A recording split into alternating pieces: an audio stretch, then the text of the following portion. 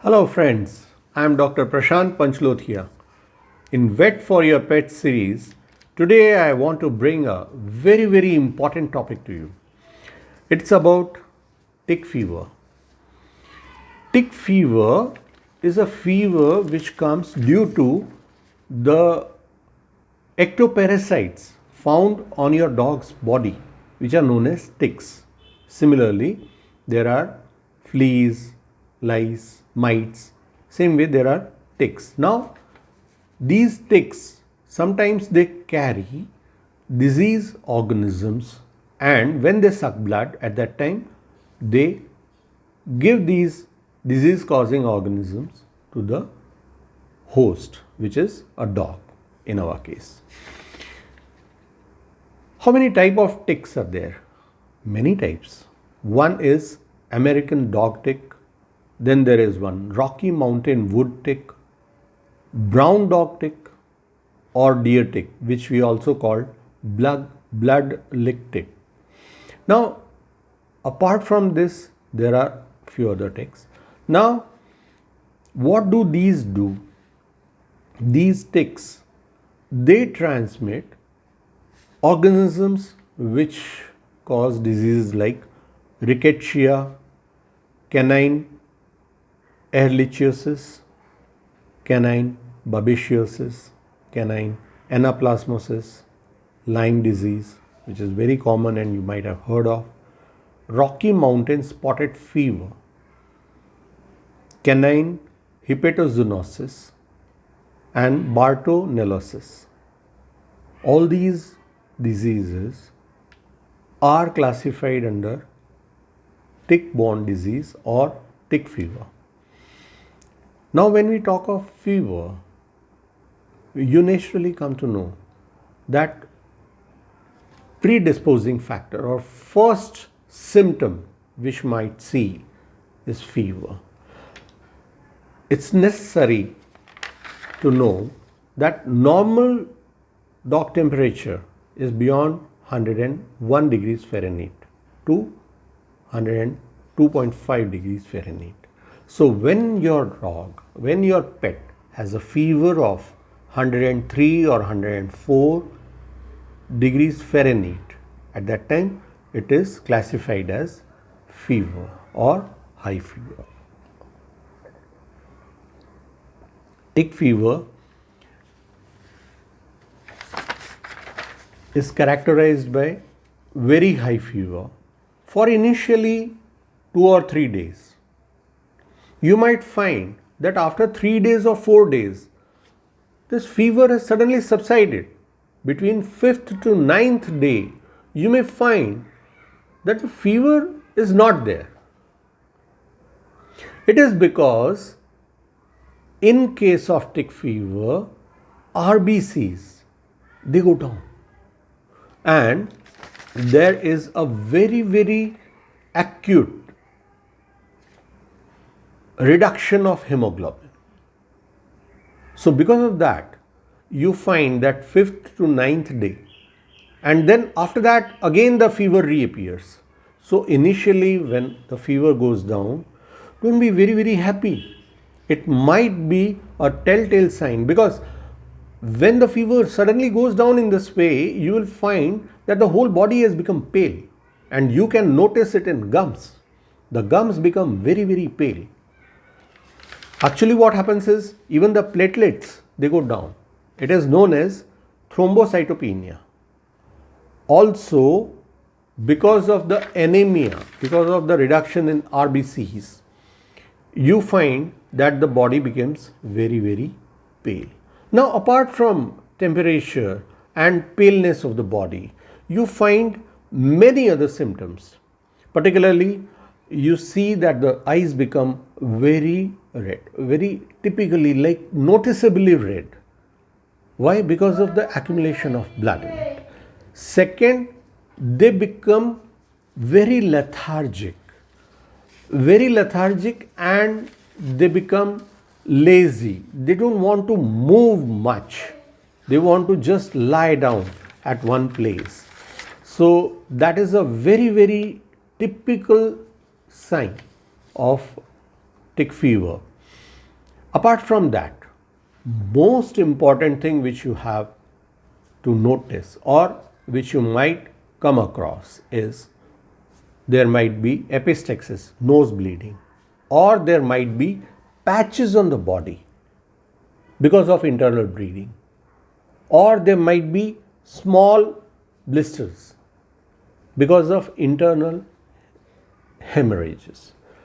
There might be hemorrhages due to which you find that the urine color changes and there might be a little trace of blood in the urine, or the feces may become black because of the internal lining. If there is a bleeding in the internal lining, then the feces, they accumulate the blood, and finally when they come out, they become a little black, dark in color.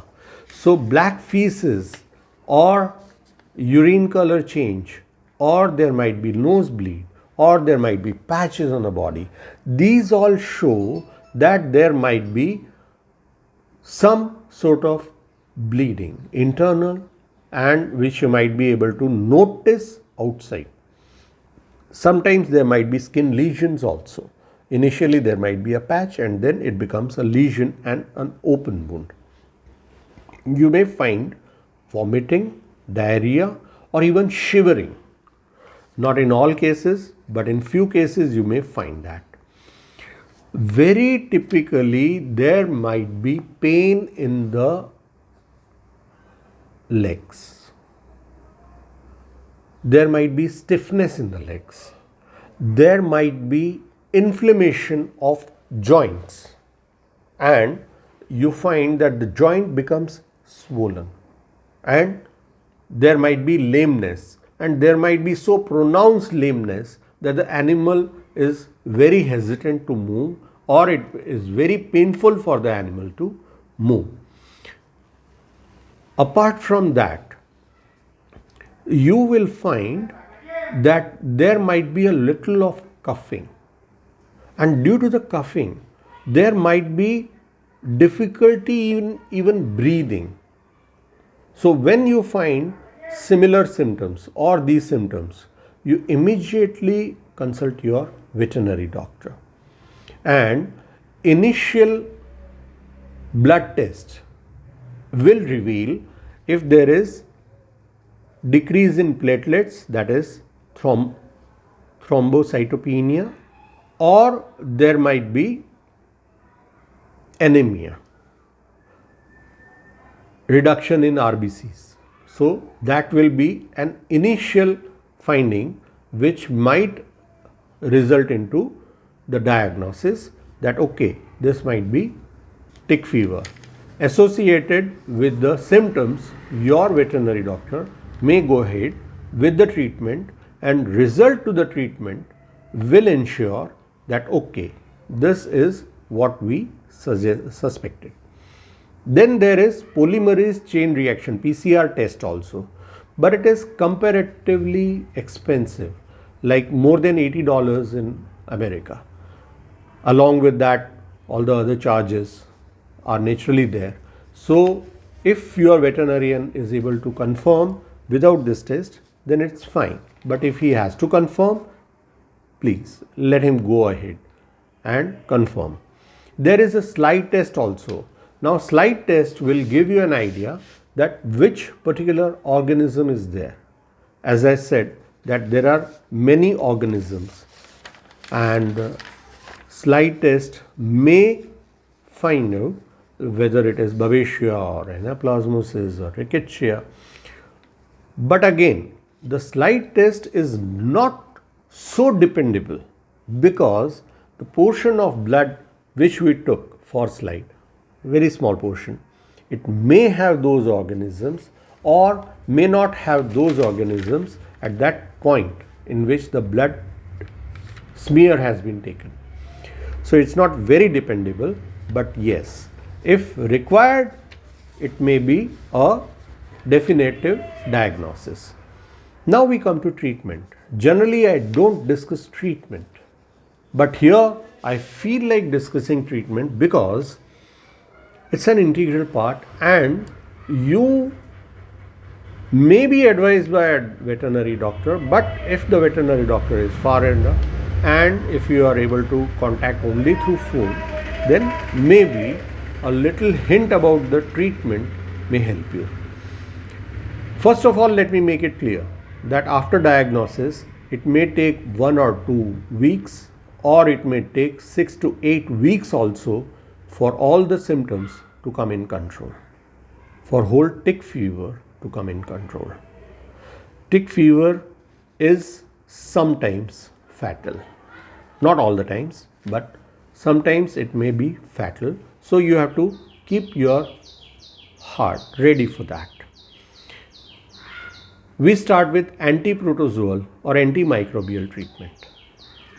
Among anti-protozoal, there are different treatment regimen, which again your doctor will discuss with you, and these treatments are very sensitive, like imidocarb, etc. They are very sensitive, so it is better that I don't discuss with you straight away. Let your veterinary doctor tell you. Among the other antimicrobial, it is tetracycline group of medicines, which is a very basic type of treatment. You might have known about it, or even if you don't know, the tetracycline group is one of the age-old medicines. Doxycycline group. Now, in doxycycline, the dosage is 10 mg per kg. So, about 100 mg tablet. That will suffice for 10 kgs pet of yours. Minocycline group. Apart from that, for temperature control, you may use Tylenol, Carprofen, Meloxicam, etc. If the temperature is very high, you can use cold packs around the head area or near the ears to bring down the temperature, at least initially for 1 or 2 days, till the time that the disease comes in proper control. Now there is a saying that if you don't allow the disease to come, it's always good. Prevention is always better than cure. So let's discuss the prevention part of it. Don't let the ticks take over the body of your pet. For that, there are many measures. First of all, how do these ticks come? Generally, they come around the season in which there is more plantation, more of vegetation, and there is a term called questing. The ticks, they wait on the grasses, and when our dog, we take them out for a walk and all, they jump onto the dogs and hide themselves somewhere below the ears or below the armpits, just legs, or the areas which are a little hidden sort of areas. So you have to be careful, you have to groom your pet very regularly, so that at the time of grooming you'll find that okay, there are some miscreants over here on the body. So you get rid of these ticks. But mind well, when you try to pick out the tick, it should be with the help of tweezer or a plucker or a forceps, so that you don't squeeze it. Even the juice which comes out due to squeezing is harmful for pet as well as yourself. So if possible, put on gloves and try to find out the ticks on the body of your dear pet. Along with that, there are many chemicals available. There are spot-ons available which you can put on the body so that these ticks are taken care of. Then there are some sprays. Anti-tick sprays are available in the market which you can use. Once you get rid of the ticks from the body of your pet, ticks, mites, lice, anything, fleas. After that, you can use dog collars which are having amitraz. So it spreads on the body and doesn't allow more ticks to come and affect your pet. Before dog collar, you have to take care of the ticks and get rid of them.